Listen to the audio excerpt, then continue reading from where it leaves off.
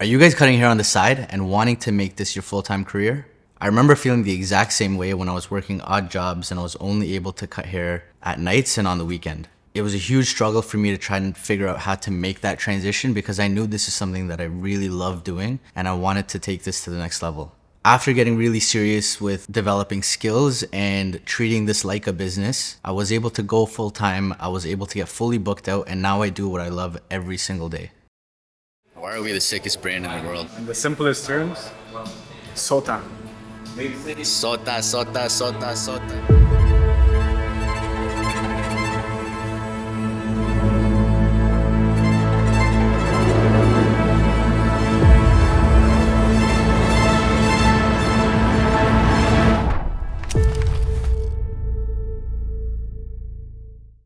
What's going on? Chris Ashok, we're back here again at Soda Studio.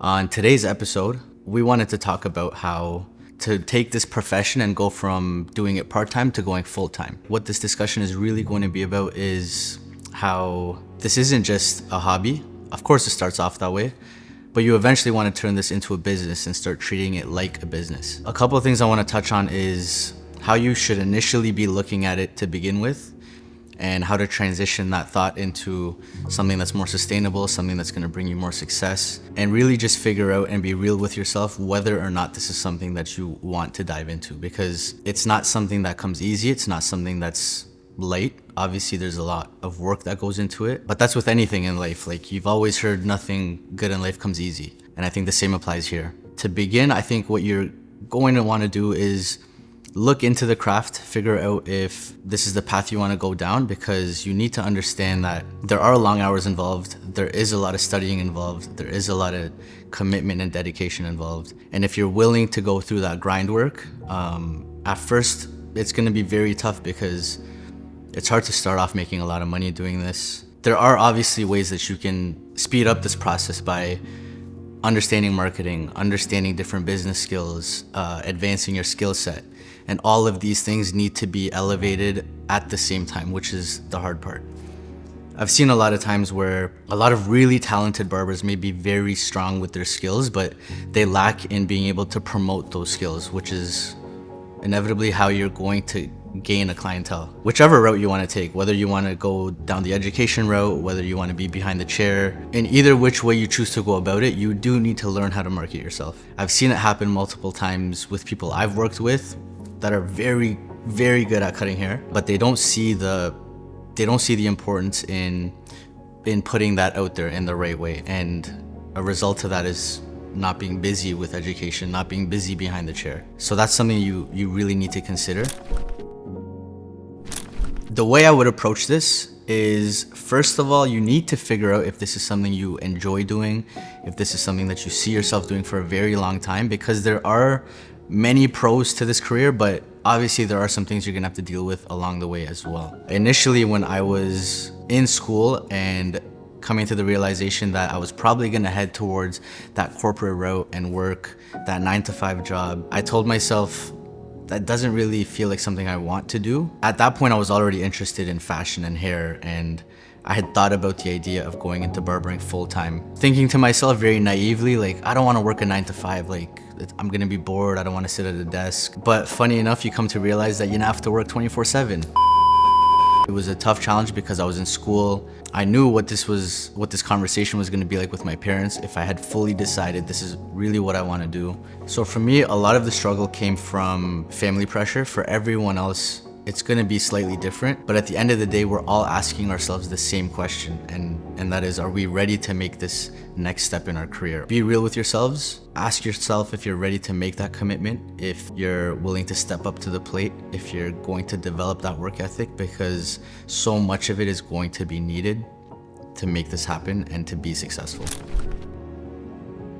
After realizing that this is the path you want to take, what I would do next is probably study the craft. When I say study the craft, because you've already made the decision to take the leap, now what you want to do is find people you look up to, understand what they did to get to where they are, because obviously you want to get to that position as well. Take some classes, invest in your craft, build your skill set, figure out all the things that need to go into creating this as a business and not just a hobby. Learn those business skills that's required to take you to the next level. Honestly, just watch this YouTube video. Why I believe studying the craft is so important is because even though you now realize how hard it is to get to where you want to be, at least you're more prepared and you have these steps laid out for you that you need to follow, because there's no way you're gonna skip any of these steps to get to where you eventually want to be. The reason why studying was so important for me at this stage of my career is because I really didn't know much about cutting hair or barbering.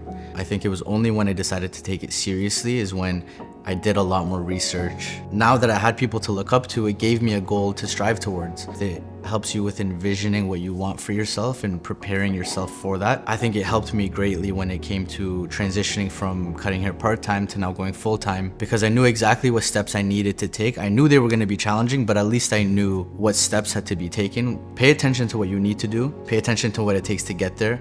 Find yourself someone to look up to and study what they've done. That way you'll give yourself the best chance of success.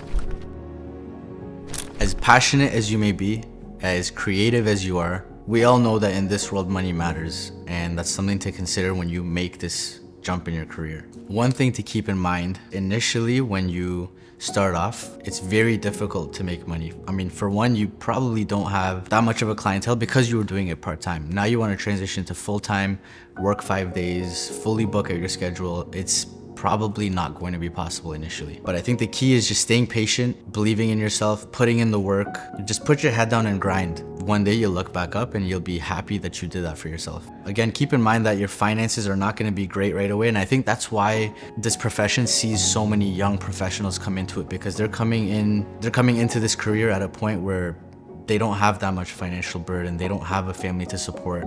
They don't have that many bills to pay. But if you are someone that's getting into it around the same age that I got into it, which was 22, 23, that should almost give you a chip on your shoulder, because you haven't had the same amount of time as people getting into it at 16, 17. I'll be real with you and tell you that I didn't do that at all. I wasn't smart with it at all. I think I purely made this decision based off of passion and just wanting to do it. I had no safety net. I didn't have any money saved up. What I tell people who are working part-time jobs now that want to transition is try to make at least the same amount of money that you're making doing your other job with this craft, with this passion. And I think at that point you're good enough to just go all in on it, because at that point you already have somewhat of a safety net. You're not taking a massive risk financially because you're able to cover yourself. You're able to take care of your bills, take care of your expenses. So be conscious of the financial side. Make the decision when you feel like it's right. Finally, the last piece of advice I could give to you is to put all of your eggs in one basket.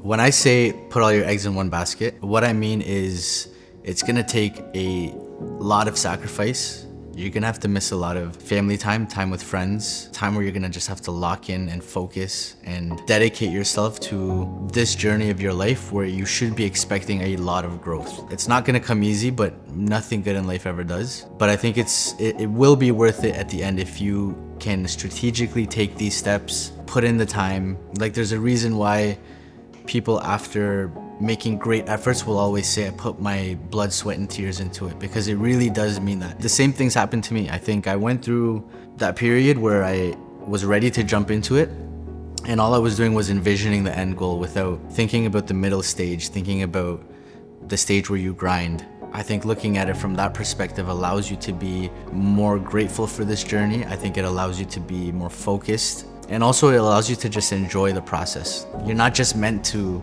get to the end and at that point is when you're going to be happy. I think if you learn to enjoy the struggle, by the end of it, it's so much more gratifying. So that's what I mean by putting your eggs in one basket, because I think once you do that, you have a much higher chance of making it. So if I were in your position, this is exactly what I would do. I think this sets you up for the greatest chance of success. Be very mindful of your environment, who you're surrounding yourself with, who you're looking up to, what you want from the craft. I think if you follow these in a strategic way, you'll be fine. The last thing I can tell you is, again, to treat this as a business, not just a hobby. And as always, guys, I wish you the best, and I'll see you in the next one.